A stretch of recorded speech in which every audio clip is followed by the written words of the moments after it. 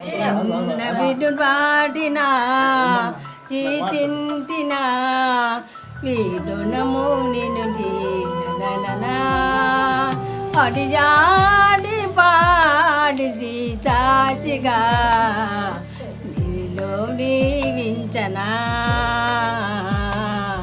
నీలో దీవించనా. చప్పట్లు కొడతాం అందరం ఒకసారి.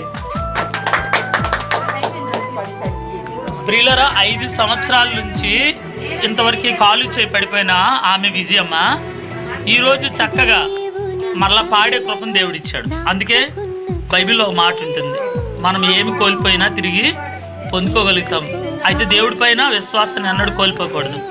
దేవుని మహాకృప విజయమ్మ వారి కుటుంబానికి తోడై ఉండుగాక. Amen. Praise the lord. Bye చెప్పు. Praise the lord.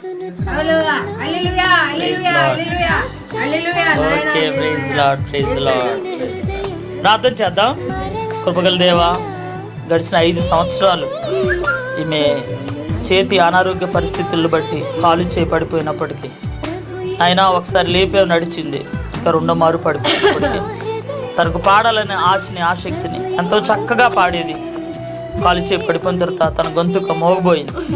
ఈరోజు ఈ ప్రార్థన ద్వారా నాయన వీరింట్లో జరిగిన ఈ కూడిక ద్వారా మరలా పాడగలుగుతుందంటే నీ కృప తండ్రి. ఇంకా చక్కగా స్వరం వచ్చునుగా కానీ ప్రార్థిస్తున్నాం. వారి కుటుంబ సభ్యులందరినీ దీవించి ఆస్వాదించి మీ కృపలో వర్ధలింప చేయమని యేసు నామములో అడుగుచున్నాం తండ్రి. ఆమేన్.